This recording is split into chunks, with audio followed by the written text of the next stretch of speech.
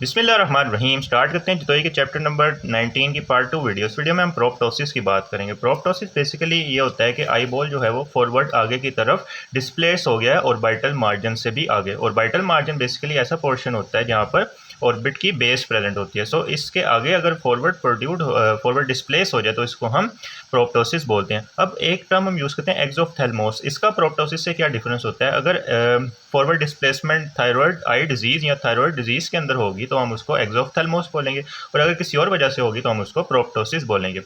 अब इसकी क्लासिफिकेशन कर लेते हैं। क्लासिफिकेशन, अब आई कैसे आगे की तरफ डिस्प्लेस होती है? फॉर एग्जांपल कोई भी इन्फ्लेमेशन प्रेजेंट है आई के पीछे वाली साइड पर, उस वजह से हो सकती है। कोई भी इन्फेक्शन हुई है, इसके अलावा कोई भी नियोप्लाज्म या ट्यूमर प्रेजेंट है, वो आई को आगे की तरफ पुश कर रहा है। अब इन तमाम कंडीशन में जो ऑर्बिट का वॉल्यूम है वो इंक्रीज होता है, जिसकी वजह से डिस्प्लेसमेंट हो जाती है ग्लोब की। कौन कौन सी ऐसी कंडीशन है? फॉर एग्जांपल सबसे पहली बात डिस्कस करें इन्फेक्शन की कंडीशन। इन्फेक्शन में सबसे पहले आता है ऑर्बिटल सेलुलाइटिस। ऑर्बिटल सेलुलाइटिस में बेसिकली ये हो रहा है कि जो ऑर्बिटल सेप्टम होता है ना, यहाँ पर देख सकते हैं आप ऑर्बिटल सेप्टम प्रेजेंट है। अब इस ऑर्बिटल सेप्टम से जो पीछे वाला एरिया है ना, उनके उसके अंदर इन्फेक्शन हो जाती है। जब इसके अंदर इन्फेक्शन होगी तो जाहिर सी बात है आईबॉल आगे की तरफ डिस्प्लेस हो जाएगा। नेक्स्ट आती है पैन ऑप्थेल्माइटिस। पैन ऑप्थेल्माइटिस और एंड ऑप्थेल्माइटिस के दरमियान हम डिफ्रेंशिएट इस तरह से करते हैं कि जो एंड ऑप्थेल्माइटिस होता है उसमें इंट्राओक्यूलर कंटेंट्स की इन्फ्लेमेशन होती है, लेकिन जो पैन ऑप्थेल्माइटिस होता है उसमें आई बॉल, टीनस कैप्सूल और एक्स्ट्राक्यूलर मसल्स भी इवन के इन्वॉल्व हो जाते हैं। सो एक्स्ट्राक्यूलर मसल भी इन्वॉल्व होते हैं, टीनस कैप्सूल भी इन्वॉल्व हो रहा है, उसकी भी इन्फ्लेमेशन हो रही है, तो जाहिर सी बात है कि आई आगे की तरफ डिस्प्लेस हो जाएगी। नेक्स्ट आता है कैवर्नस साइनस थ्रोम्बोसिस। अब कैवर्नस साइनस थ्रोम्बोसिस में आप देख सकते हैं कि जो कैवर्नस साइनस है उसके अंदर थ्रोम्बोसिस हुआ है, जिसकी वजह से जो प्रेशर होगा, जाहिर सी बात है जो ऑर्बिटल वेन है वो ड्रेन नहीं कर पाएंगी, जिसकी वजह से उनके अंदर वीनस प्रेशर इंक्रीज हो जाएगा और वो आई को आगे की तरफ पुश करेगी। सो कैवर्नस साइनस थ्रोम्बोसिस करवा सकता है। अब ये भी इन्फेक्शन की वजह से, इन्फेक्शन की वजह से थ्रोम्बोसिस हुआ कैवर्नस साइनस से, क्योंकि जो ऑर्बिटल वेन्स होती है उन्हें जाकर कैवर्नस साइनस के अंदर ड्रेन करना होता है, तो उसकी वजह से उनमें प्रेशर इंक्रीज हुआ और उन्होंने आई बॉल को आगे की तरफ पुश कर दिया। तो कुछ इन्फ्लेमेटरी डिजीज़ आती है। Inflammatory disease for example thyroid eye disease, इसको हम डिटेल से पढ़ेंगे, ये एग्जामिनेशन पॉइंट ऑफ व्यू से भी काफ़ी ज़्यादा इंपॉर्टेंट है। उसके अलावा आइडियोपैथिक ऑर्बिटल इन्फ्लेमेटरी डिजीज़ के अंदर भी इन्फ्लेमेशन की वजह से आई आगे की तरफ डिस्प्लेस हो जाती है। उसके अलावा कैवर्नस साइनस थ्रोम्बोसिस में इन्फ्लेमेशन भी होती है, तो इसके रिजल्ट में भी आई आगे की तरफ डिस्प्लेस हो जाती है। उसके अलावा वेगनस ग्रैनुलोमाटोसिस, इसके अंदर क्या होता है कि जो ब्लड वेसल्स होती है ना, उनके अगेंस्ट ऑटो इम्यूनिटी डेवलप हो जाती है और ब्लड वेसल्स की इन्फ्लेमेशन हो जाती है। अब अगर आई की ब्लड वेसल्स की इन्फ्लेमेशन होगी तो ग्रैनुलोमा बनेगा और वो आई को आगे की तरफ डिस्प्लेस कर देंगी। इसके अलावा कुछ सिस्टिक लेयंस आती हैं। सिस्टिक लेयंस कौन कौन सी आती हैं कि एनसेफलोसील। एनसेफलोसील हमें पता है कि न्यूरल ट्यूब डिफेक्ट होता है, जिसके अंदर जो ब्रेन के टिश्यू हैं वो आगे हर्निएट हो जाते हैं। अब जब ब्रेन के टिश्यू फॉर एग्जांपल ऐसे आई प्रेजेंट है और पीछे ऊपर की तरफ हम पता है कि ऐसे ब्रेन प्रेजेंट है, ब्रेन और आई के दरमियान में पता है ना कि ऑप्टिक नर्व ऐसे जा रही होती है। सो ब्रेन अगर हर्निएट होगा तो जाहिर सी बात है पीछे वाली साइड से आई बॉल के ऊपर प्रेशर लगेगा, जिसके रिजल्ट में आई आगे की तरफ डिस्प्लेस्ड हो जाएगी। नेक्स्ट आता है कि साइनस म्यूकोसील। साइनस म्यूकोसील का क्या मतलब है कि आई के अराउंड हमें पता है ना कि जो नेजल साइनसेस होते हैं वो प्रेजेंट होते हैं, उनके अंदर अगर म्यूकोसील की फॉर्मेशन हो जाए तो वो जो म्यूकोसील होता है ना वो बाउंड्रीज ऑफ ऑर्बिट को भी इन्वॉल्व करने लग जाता है। अगर वो उन वॉल्स को इरोड करके साइनस कैविटी के अंदर आ जाए तो उस कंडीशन में भी आई आगे की तरफ डिस्प्लेस होती है, जिसको हम प्रोप्टोसिस कहते हैं। नेक्स्ट आता है पैरासिटिक सिस्ट। इसके अंदर एग्जांपल आती है हाइड्रेट सिस्ट की, जो कि काइनोकोकस ग्रैनुलोसिस की वजह से होती है। अब काइनोकोकस ग्रैनुलोसिस जो है मेनली लिवर और लंग को इफेक्ट कर होता है, लेकिन ये कुछ कंडीशन होती है जिसमें ये आई को भी इफेक्ट करता है, पीछे से प्रेशर लगाता है, सिस्टिक लेयंस बनाता है और आई आगे की तरफ डिस्प्लेस हो जाती है। नेक्स्ट, ट्यूमर कोई भी प्रेजेंट हो ऑर्बिट के अंदर तो वो जाहिर सी बात है प्रेशर लगाएगा। उसके अंदर सबसे पहले कंजेनिटल डेवलपमेंटल ट्यूमर्स आते हैं, डर्मोइड सिस्ट एंड टेराटोमा। अब डर्मोइड सिस्ट और टेराटोमा बेसिकली ना कोरिस्टोमा की टाइप्स होते हैं। कोरिस्टोमा ये होता है कि जो नॉर्मल टिश्यू है वो किसी एब नॉर्मल जगह पर पड़ा होता है। सो नॉर्मल टिश्यू एब नॉर्मल जगह पर फॉर एग्जाम्पल ऑर्बिट के अंदर प्रेजेंट है तो वो पीछे की तरफ से प्रेशर लगाएगा और आई आगे की तरफ डिस्प्लेस हो जाएगी। चलो वस्कुलर ट्यूमर्स आते हैं, जो आई की वेसल्स हैं उनके अंदर कोई ट्यूमर्स है, फॉर एग्जांपल लिम्फेंजियोमा है, कैपिलरी हेमेंजियोमा है, उसके अलावा कैवर्नस हेमेंजियोमा और ऑर्बिटल वेरिसिस। अब ये जो ऑर्बिटल वेरिसिस की वजह से प्रोप्टोसिस हो रहा है ना, इसकी करेक्टरिस्टिक बात ये होती है कि इसका साइज़ ना वेरी कर रहा होता है मुख्तलिफ सिचुएशन में। अब इसके साइज़ के अंदर फ्लक्चुएशन बेसिकली इस वजह से आती हैं कि जो ऑर्बिटल वेरिसिस होती है ना, इसके अंदर जो वीनस प्रेशर होता है वो फ्लक्चुएट कर रहा होता है, जिसकी वजह से प्रोप्टोसिस का साइज़ कम ज़्यादा होता रहता है। उसके अलावा कुछ मीज़ेनकाइमल ट्यूमर्स होते हैं। फॉर एग्जांपल मीज़ेनकाइम से हमें पता है ना कि स्ट्राइएटेड मसल्स बनते हैं। अब स्ट्राइएटेड मसल हमें पता है कि आईबॉल के अराउंड भी प्रेजेंट है, तो उनके अंदर अगर सार्कोमा डेवलप हो जाए, जिसको हम रेब्डोमायोसार्कोमा बोलते हैं, तो वो भी जाहिर सी बात है कि इंट्राक्यूलर एक्स्ट्राक्यूलर मसल्स के अंदर ट्यूमर है, तो वो भी जाहिर सी बात है कि आईबॉल को आगे की तरफ डिस्प्लेस कराएंगे। इसके अलावा कुछ न्यूरल ट्यूमर आते हैं। आईबॉल के पीछे वाली साइड पर ऑप्टिक नर्व जा रही है, ऑप्टिक नर्व के अंदर अगर ऑप्टिक नर्व ग्लायोमा हो गया, उस वजह से हो सकता है। और ऑप्टिक नर्व के अराउंड हमें पता है कि मेनिंजेस होती हैं, मेनिंजियोमा हो गया तो उस कंडीशन में हो सकता है। उसके अलावा आइसोलेटेड न्यूरोफाइब्रोमा में भी ये हो सकता है। इसके अलावा लिम्फोप्रोलिफरेटिव डिसऑर्डर लिम्फोमास के अंदर हो सकता है। उसके अलावा लैक्रिमल ग्लैंड के ट्यूमर, क्योंकि हमें पता है ना कि लैक्रिमल ग्लैंड जो होता है वो रूफ के एंट्रोलैटरल एस्पेक्ट पर प्रेजेंट होता है, ऑर्बिटल कैविटी के। अब यहाँ से अगर प्रेशर आ रहा है तो वो भी जाहिर सी बात है कि वो प्रेशर डिस्प्लेस करवाएगा आईबॉल का। अब इसके अंदर कौन कौन से एडिनोमा है, कार्सिनोमा आ जाते हैं। उसके अलावा आईबॉल के ट्यूमर्स आ जाते हैं जिसमें रेटिनोब्लास्टोमा काफ़ी ज़्यादा इंपॉर्टेंट है। उसके अलावा मैलिग्नेंट मेलानोमा भी आईबॉल के अंदर एक ट्यूमर होता है जो कि प्रोप्टोसिस करवा रहा होता है। उसके अलावा साइनस के tumour, for example maxillary sinus के अंदर मैक्सिलरी कार्सिनोमा हो गया, एथमोइडल साइनस में एथमोइडल कार्सिनोमा। उसके अलावा नेजोफेरिंग्स में नेजोफेरेंजियल कार्सिनोमा भी ये करवा सकता है। उसके अलावा किसी और जगह से मेटास्टैटिक रूट के थ्रू आया हो ट्यूमर, फॉर एग्जांपल न्यूरोब्लास्टोमा और ल्यूकीमिया ब्लड के थ्रू आया हो मेटास्टाइज करके, तो ये कॉजेज़ होती हैं हमारे पास प्रोप्टोसिस की। अब चाइल्डहुड प्रोप्टोसिस की कॉजेज अलहदा से लिखी हैं और जो पेनफुल प्रोप्टोसिस है उसकी कॉजेज अलहदा से लिखी हैं। अब चाइल्डहुड में डेवलपमेंटली हमें बताया कि एक टेराटोमा होता है जिसकी हम आगे जाके बात भी करेंगे, डर्मोइड सिस्ट। ये डर्मोइड सिस्ट ना कोरिस्टोमा की टाइप होती है जो कि नॉर्मल टिश्यू होता है लेकिन एबनॉर्मल जगह पे पड़ा होता है, ये करवा रहा होता है। उसके अलावा ऑर्बिटल टेराटोमा इसके अंदर आते हैं, ये भी कोरिस्टोमा की ही टाइप होती है। उसके अलावा इन्फेक्शन ऑर्बिटल सेलुलाइटिस, इसकी हम नेक्स्ट पार्ट में बात करेंगे। ये ना जो ऑर्बिटल सेप्टम होता है उसके पीछे इन्फेक्शन प्रेजेंट हो तो ये करवा सकता है। उसके अलावा इन्फ्लेमेटरी जो थायराइड आई डिजीज़ है ये चाइल्डहुड के अंदर करवा सकता है। उसके अलावा चाइल्डहुड में पता है ना कि कैपिलरी हेमेंजियोमा काफ़ी ज़्यादा कॉमन होता है। उसके अलावा जो कैपिलरी हेमेंजियोमा आता है इसके वाले से ये बात काफ़ी ज़्यादा इंपॉर्टेंट होती है कि ये बच्चा रो रहा होता है ना तो इसका साइज़ कम ज़्यादा हो रहा होता है बच्चे के रोने के साथ। उसके अलावा नियोप्लास्टिक में आते हैं हमारे पास रेब्डोमायोसार्कोमा, यानी जो एक्स्ट्राक्यूलर मसल्स हैं उनका सार्कोमा।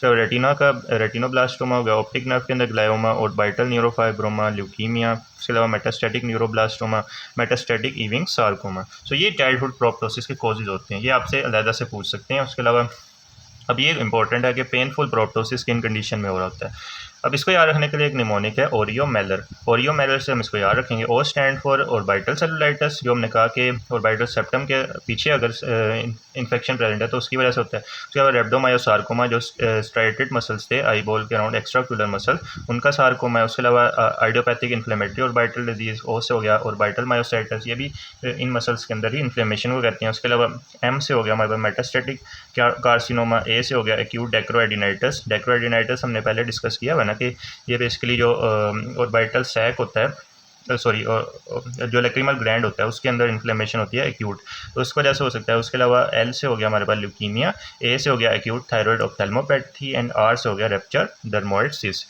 तो ओरियोमेलर से हम इसको याद रख सकते हैं। अब प्रोप्टोसिस का हम डायग्नोसिस कैसे बनाएंगे कि एक तो क्लिनिकली इवेलुएट करेंगे, पेशेंट से हिस्ट्री लेंगे कि थायराइड आई डिजीज़ वगैरह, और उसके अलावा कोई ट्रॉमा तो नहीं हुआ, उसका कोई इन्फेक्शन की हिस्ट्री तो नहीं है, ये सारी चीज़ें हम पेशेंट से पूछेंगे। उसके बाद हम आई का एग्जामिनेशन करेंगे। अब सारे पॉइंट्स को ना हम डिटेल से भी पढ़ेंगे। उसके बाद सिस्टेमिक एग्जामिनेशन से थायराइड आई डिजीज़ वगैरह का पता लगाएंगे। उसके अलावा हम इन्वेस्टिगेशन लैब इन्वेस्टिगेशन करवाएंगे और इमेजिंग टेक्निक करेंगे। अब हम इनको डिटेल से पढ़ने लगे हैं। तो सबसे पहले हिस्ट्री की बात करें तो हम एज ऑफ ऑनसेट पूछेंगे कि सर्टन ट्यूमर्स जो हैं वो चिल्ड्रन में हमें पता है कि कॉमन होते हैं। फॉर एग्जांपल रेटिनोब्लास्टोमा बच्चों में कॉमन होता है, rhabdomyosarcoma, dermoid cyst, capillary haemangioma, optic nerve glioma, orbital cellulitis, metastasis हो सकता है, ल्यूकीमिया, न्यूरोब्लास्टोमा का। सो ये इसकी एज ऑफ ऑनसेट पूछेंगे। उसके अलावा mode of onset and progression पूछेंगे। फॉर एग्जांपल एक्यूट कंडीशन है या क्रॉनिक कंडीशन है। Acute condition for example orbital cellulitis infection की वजह से हो सकता है। उसके अलावा inflammatory orbital disease and rhabdomyosarcoma के बारे में पूछ लेंगे। उसके अलावा क्रॉनिक में हम बिनाइन ग्रोथ या ग्लायोमा को रूल आउट करवाएंगे। उसके अलावा पेनफुल और पेनलेस है, हम पूछेंगे कि जो डिस्प्लेस हुई है आई वो उसके साथ आपको दर्द होती है कि नहीं होती। उसके अलावा इससे ये पता चलेगा जो पेनफुल प्रोप्टोसिस है वो हमें पता है कि किसी इन्फेक्शन, इन्फ्लेमेशन और कार्सिनोमा यानी मेलिग्नेंसी की कंडीशन में हो रहा है। उसके अलावा थायराइड डिसफंक्शन की पास्ट हिस्ट्री पूछेंगे। उसके अलावा ऑर्बिटल आंख के अंदर कोई ट्रॉमा तो नहीं हुआ, साइनस की कोई डिजीज़ तो नहीं है या मेलिग्नेंसी तो नहीं हुई कभी, तो इसकी हम पास्ट हिस्ट्री पूछेंगे। नेक्स्ट हम आई की एग्जामिनेशन से क्या क्या पता लगवाएंगे। एक तो हम ना सूडो प्रोप्टोसिस को रूल आउट करेंगे। अब सूडो प्रोप्टोसिस किन वजूहत से हो सकता है कि आई की जो एक्सियल लेंथ है वो ज़्यादा हो जाए। फॉर एग्जांपल मायोपिया के जो पेशेंट्स होते हैं ना, उनमें जो आई की एक्सियल लेंथ है वो ज़्यादा हुई होती है, जिसकी वजह से जो इमेज है वो रेटिना के फ्रंट पे बन रही होती है। ये हम आई को साइड से देख रहे हैं, तो ये वाली जो लेंथ होती है ना, इसको हम एक्सियल लेंथ बोलते हैं। सो जाहिर सी बात है, अगर एक्सियल लेंथ ज़्यादा है तो हमें ऐसे ही नज़र आ रहा होगा कि आई बॉल जो है वो आगे की तरफ डिस्प्लेस हुआ हुआ है। सो मायोपिया में हो सकता है। उसके अलावा बुक एक ऐसी कंडीशन होती है जो कि बच्चों में हो रही होती है। इसमें यह होता है कि इंट्राओक्युलर प्रेशर इंक्रीज़ होने की वजह से आई बॉल का ओवरऑल साइज़ इंक्रीज़ हो जाता है और कॉर्निया भी नॉर्मल से बड़े साइज़ का डायमीटर दिखा रहा होता है। सो बुक थैलमोस में हो सकता है। उसके अलावा अपर आईलिड की अगर रिट्रैक्शन हो जाए, अपर आईलिड रिट्रैक्ट कर जाए, तो उस कंडीशन में भी हमें ऐसे लगेगा जैसे आई बॉल आगे की तरफ आई हुई है। चलो पोजीशन ऑफ आई बॉल देखेंगे कि एक्सियल डिस्प्लेसमेंट बेसिकली ये होती है कि आई डायरेक्टली फॉरवर्ड ऐसे मूव करे। डायरेक्टली अगर फॉरवर्ड मूव करेगी तो ये बेसिकली ना जो रेट्रो बल्बर लेगियंस होते हैं, यानी जो आई बॉल के पीछे रेट्रो बल्बर स्पेस होती है ना, उसके अंदर अगर लेगियन हो, रेट्रो बल्बर स्पेस या फिर हम इसको ना सेंट्रल स्पेस भी बोलते हैं, इसके अंदर अगर कोई भी ट्यूमर है, कोई भी मेलिग्नेंसी वगैरह की कंडीशन है, तो इस कंडीशन में आई बॉल ऐसे सेंट्रली आगे की तरफ यानी फॉरवर्ड उसकी डिस्प्लेसमेंट होगी, जिसको हम एक्सियल डिस्प्लेसमेंट बोलते हैं। सो ये रेट्रोबल्बर लेगियंस में होती है। ग्लायोमाज, मेनिंजियोमा, केवर्नस हेमेंजियोमा, थायराइड ऑप्थेल्मोपैथी में भी एक्सियल डिस्प्लेसमेंट होती है। अब यहाँ पर देखो तो ये थायराइड ऑप्थेल्मोपैथी के अंदर जो एक्सियल डिस्प्लेसमेंट है, ये हमें नज़र आ रही है कि जो आई बॉल है वो फॉरवर्ड आगे की तरफ डिस्प्लेस हुआ है। उसके बाद नॉन एक्सियल डिस्प्लेसमेंट को रूल आउट कराएंगे कि नॉन एक्सियल है या फिर एक्सियल डिस्प्लेसमेंट है। अब जो नॉन एक्सियल है वो जाहिर सी बात है कि कोई भी इस जगह पर ट्यूमर है, कोई इस जगह पर ट्यूमर है, तो जाहिर सी बात है कि जो ट्यूमर होगा वो आई बॉल को या तो साइडवेज बाहर की तरफ निकालेगा, या फिर ऊपर की तरफ बाहर की तरफ होगा, या फिर नीचे की तरफ बाहर की तरफ होगा। वो डिपेंडिंग अपॉन द लोकेशन। अगर लेक्रिमल ग्लैंड का कोई ट्यूमर है तो आई बॉल ऐसे नीचे मीडियल वाली साइड पर डेविएट करेगी और बाहर की तरफ आएगी। सो पैरानेजल साइनसिस, जो पैरानेजल साइनस फ्रंटल होते हैं, इधर एथमोइडल होता है, उसके अलावा यहाँ पर मैक्सिलरी होता है, उनके इन्वॉल्वमेंट कर हो सकती है। उसके अलावा लैक्रिमल ग्लैंड की हो सकती है, यहाँ पे लैक्रिमल ग्लैंड है, और कोई भी किसी और जगह से मेटास्टेसिस भी हो सकता है। नेक्स्ट हम पाल्पेशन करेंगे। पाल्पेशन से हमें लिम्फोमा का पता चलेगा, डर्मोइड, न्यूरोफाइब्रोमा और लैक्रिमल ग्लैंड के ट्यूमर का पता चलेगा। उसके अलावा हम देखेंगे कि जो मैस प्रेजेंट है उसकी पल्सेशन हमें फील हो रही है यहाँ पर कि नहीं। अब पल्सेशन बेसिकली जो एट्रियो वीनस फिस्टुला होता है उसके केस में हमें पल्सेशन फील होती है। उसके अलावा जो मेनिंजियोसील होता है ना, उसके कंडीशन में भी पल्सेशन फील होती है। उसके अलावा ऑर्बिटल वेरिसिस के बारे में मैंने आपको कहा था कि इस केस में ख़ास बात ये होती है कि जो ऑर्बिटल वेरिसिस के पेशेंट्स होते हैं ना, इनमें जो प्रोप्टोसिस होता है उसका साइज़ चेंज हो रहा होता है। क्यों चेंज हो रहा होता है? क्योंकि वीनस प्रेशर जो होता है वो डिफ़र कर रहा होता है, यानी वीनस प्रेशर की फ्लक्चुएशन की वजह से ऑर्बिटल वेरिसिस के पेशेंट में साइज़ चेंज होता रहता है। उसके अलावा विजुअल एक्यूटी तो जाहिर सी बात है रिड्यूस होगी, क्योंकि ऑप्टिक नर्व इन्वॉल्व हो रही है। उसके अलावा क्रेटोपैथी, कॉर्निया का एक्सपोजर बढ़ रहा है। कॉर्निया का एक्सपोजर बेसिकली इससे बढ़ता है क्योंकि आई बॉल आगे की तरफ आई हुई है, तो आईलिड्स प्रॉपर्ली बंद होकर कॉर्निया को कवर नहीं करती। जब कॉर्निया सही तरह से कवर नहीं होता तो क्रेटोपैथी हो जाती है। इसके अलावा एक प्यूपिलरी रिएक्शन आता है जिसको मार्कस गन प्यूपिल बोलते हैं। अब इसको मैं एक्सप्लेन करना चाह रहा हूँ, तो इसकी एक्सप्लेनेशन देख लेते हैं। ओके, सो अभी इस इमेज के थ्रू हम समझने लगे हैं मार्कस गन प्यूपिल को। इसको हम रिलेटिव एफरेंट प्यूपिलरी डिफेक्ट भी बोलते हैं। अब नॉर्मली देखो तो लाइट के रिस्पॉन्स में क्या हो रहा है कि कोई भी लाइट अगर प्रेजेंट नहीं है तो प्यूपिल जो है वो डायलेटेड पोजीशन में है। अब हमने एक आंख के ऊपर जो है वो लाइट को पास किया। अब नॉर्मल रिस्पॉन्स हमें पता है कि प्यूपिलरी कंस्ट्रिक्शन होनी होती है लाइट के रिस्पॉन्स में, तो यहाँ पर भी प्यूपिलरी कंस्ट्रिक्शन हो रही है और यहाँ पर भी जो direct and indirect light reflex होते हैं वो यहाँ पर नज़र आ रहे हैं प्यूपिल में। अब कैसे पता चलेगा कि कौन सी आंख में मसला है? इसमें हम दोनों आंखों में बारी बारी चेक करेंगे। जब हम लाइट को हटाएंगे, फॉर एग्जांपल हमने यहाँ से लाइट हटाकर इस आंख में दोबारा ले आए, तो जब हम इस आंख में दोबारा लेके आएंगे तो जाहिर सी बात है कि इसको शो करवाना चाहिए प्यूपिलरी कंस्ट्रिक्शन। लेकिन जब मैं इस आंख की तरफ, अफेक्टेड आई की तरफ लेके आऊँगा ना लाइट, तो वो प्यूपिलरी डायलेशन ही शो करेगी। तो इस तरह के रिफ्लेक्स को हम बोलते हैं रिलेटिव एफरेंट प्यूपिलरी डिफेक्ट बोलते हैं हम इसको, रिलेटिव प्यूपिलरी डिफेक्ट। तो ये प्यूपिलरी रिएक्शन मार्कस गन प्यूपिल देखा जो कि ऑप्टिक नर्व की इन्वॉल्वमेंट को शो करवा रहा होता है। अब यहाँ पर देखो तो लिपीमिया के केस में अगर प्रोप्टोसिस होगा ना तो पेरी ऑर्बिटल स्वेलिंग होगी। उसके अलावा यहाँ पर देखो तो प्रोप्टोसिस भी हमें नज़र आ रहा है, और ये नॉन एक्सियल इन नेचर होगी।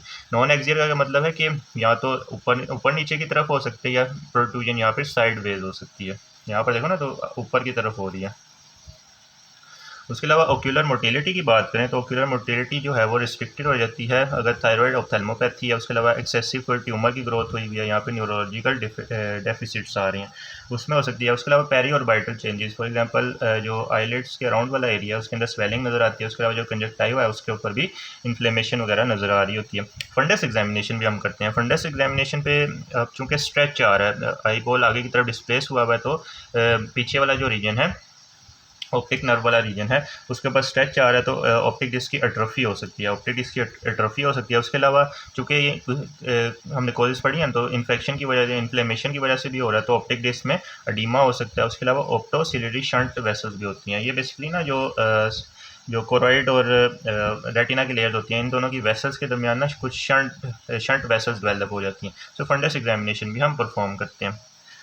फिर हम मेजरमेंट करते हैं कि प्रोप्टोसिस कितना उसके मतलब ना प्रोप्टोसिस की मेजरमेंट करते हैं। इसको हम एक्सोप्थेल्मोमेट्री भी बोलते हैं। एक्सोप्थेल्मोमेट्री के अंदर हम क्या करेंगे कि जो प्रोट्रूजन है ना एपेक्स ऑफ कॉर्निया की, एपेक्स ऑफ अगर हम ऊपर से देखें तो एपेक्स ऑफ कॉर्निया कुछ इस तरह से हमें नज़र आ रहा होगा, ऊपर से देख रहे हैं तो एपेक्स ऑफ कॉर्निया का हम प्रोट्रूजन देखते हैं ऑर्बिटल रिम से। यानी फॉर एग्जांपल ऐसे ऑर्बिटल रिम प्रेजेंट है तो कितना बाहर की तरफ आएगा apex of cornea. Normal value इसकी ना 10 to 20 मिलीलीटर होती है और ये दोनों आइज़ के अंदर बराबर होती है। अगर रीडिंग 21 मिलीमीटर से ज़्यादा हो जाए ना फिर हम इसको एबनॉर्मल लेते हैं, और अगर 2 मिलीमीटर का दोनों आइस के दरमियान डिफरेंस है तब भी हम इसको एबनॉर्मल लेते हैं। अब इसमें कुछ मेथड्स लिखे हुए हैं, इसको याद रखना इतना ज़रूरी नहीं है। कौन कौन से मेथड हैं? ल्यूडीज एक्सोप्थेल्मोमीटर और इसके अलावा हर्टल एक्सोप्थेल्मोमीटर। नेक्स्ट हम कुछ सिस्टेमिक एग्जामिनेशन करते हैं कि हम रूल आउट करवाते हैं कि थायरोटॉक्सिकोसिस तो नहीं है पेशेंट को, यहाँ पे ल्यूकीमिया की कंडीशन तो नहीं है, तो ये हम सिस्टेमिक एग्जामिनेशन करते हैं। नेक्स्ट हम इन्वेस्टिगेशन क्या परफॉर्म करवाएंगे। एक तो लैब इन्वेस्टिगेशन में हम जनरल बेसलाइन इन्वेस्टिगेशन करवाएंगे कंप्लीट, यानी सीबीसी करवा लेंगे, उसके अलावा ईएसआर परफॉर्म करवा लेंगे, उसके अलावा थायराइड की इन्वॉल्वमेंट को चेक करने के लिए थायराइड फंक्शन टेस्ट करवा लेंगे, उसके अलावा सिस्टेमिक डिसऑर्डर को आइडेंटिफाई करने के लिए हम अंका, उसके अलावा एस टेस्ट करवा लेंगे। और जो हमने कहा था ना हेरिडिटी सिस्ट, यहाँ पर हमने कहा था कि सिस्टिक लेयंस होती हैं, उनमें उनको रूल आउट करवाने के लिए हम कैसोनी टेस्ट परफॉर्म कराते हैं। नेक्स्ट हम कोई इमेजिंग टेक्निक करवाएंगे, फॉर एग्जांपल प्लेन एक्सरे करवा लेंगे ताकि हमें पता चल सके जो ऑर्बिटल इनलार्जमेंट हुई हुई है वो किस हद तक है। उसके अलावा ऑर्बिटल फोरामिना को चेक कर लेंगे और कैल्सिफिकेशन अगर हमें कोई नज़र आ रही है तो उसको रूल आउट कर लेंगे। उसके अलावा अल्ट्रासोनोग्राफी करवा सकते हैं कि हम इसमें हम बेसिकली डिफ्रेंशिएट कर रहे होते हैं कि जो लेयन है वो सॉलिड है या सिस्टिक है, यहाँ पर इन्फ्लेमेटरी लेयंस है, तो अल्ट्रासोनोग्राफी से हम ये डिफ्रेंशिएट करवा लेंगे। उसके अलावा सीटी स्कैन से हमें लोकेशन और जो साइज़ होता है ऑर्बिटल मैस का वो पता चल जाएगा। एमआरआई से हम सॉफ्ट टिश्यू, एमआरआई में पता है ना सॉफ्ट टिश्यू के लिए हम कर रहे होते हैं, फॉर एग्जांपल ब्रेन के लिए, सो एमआरआई हम सॉफ्ट टिश्यू के लिए करते हैं। उसके अलावा ऑर्बिटल विनोग्राफी करवाते हैं ताकि हमें ऑर्बिटल वेरिसिस का पता चल जाए। उसके अलावा कैरोटिड एंजियोग्राफी, क्योंकि हमने कहा था ना कि शंट्स वगैरह बन रहे थे, तो एट्रियोवीनस माल फॉर्मेशन को चेक करने के लिए हम कैरोटिड एंजियोग्राफी परफॉर्म करवा लेंगे। नेक्स्ट हिस्टोपैथोलॉजिकल स्टडीज़ करवा लेंगे। इन्फेक्शन को रूल आउट करने के लिए फाइन नीडल एस्पिरेशन बायोप्सी कर लेंगे, उसके अलावा इंसीजनल बायोप्सी कर लेंगे और एक्सीजनल बायोप्सी भी हम कर सकते हैं। अब ट्रीटमेंट जो है वो जाहिर सी बात है कि इन्फेक्शन है तो इन्फेक्शन को ट्रीट करेंगे, इन्फ्लेमेशन है तो इन्फ्लेमेटरी प्रोसेसेस को ट्रीट करेंगे डिपेंडिंग अपॉन द कॉज। और सर्जरी हम क्या कर सकते हैं कि कोई भी ट्यूमर प्रेजेंट है तो उसको हम सर्जिकली निकाल दें, फॉर एग्जांपल बिनाइन ट्यूमर्स और डर्मोइड सिस्ट। और अगर ये निकालना मुमकिन ना हो तो हम यानी काफ़ी मेलिग्नेंसी डेवलप हो गई है, फॉर एग्जांपल रेटिनोब्लास्टोमा की कंडीशन हो या इससे भी खतरनाक अगर कोई सिचुएशन आ गई हो तो हम एक्सेंटरेशन कर देते हैं। अब एक्सेंटरेशन के अंदर हम क्या करते हैं कि तमाम ऑर्बिट्स के स्ट्रक्चर को निकाल देते हैं including the eye ball, orbit के तमाम स्ट्रक्चर को निकाल देते हैं इंक्लूडिंग द आई बॉल। अब ये हम क्यों परफॉर्म करते हैं? क्योंकि अगर यहाँ से अगर कोई भी मेलिग्नेंसी ब्रेन की तरफ चली गई तो जाहिर सी बात है वो काफ़ी डेडली कॉम्प्लिकेशन है, तो एक आंख को निकालना ज़्यादा मतलब फ़ायदेमंद होगा as compare to patient death की तरफ चला जाए। उसके अलावा रेडिएशन थेरेपी हम कर सकते हैं मेटास्टैटिक ट्यूमर्स के लिए। तो ये हमने बात कर ली ट्रीटमेंट ऑफ प्रोप्टोसिस की। अब नेक्स्ट पार्ट में जो इन्फेक्शन होती हैं pre septal cellulitis and orbital cellulitis उसकी बात करेंगे। If you like this video then kindly share it with your friends and subscribe to my channel.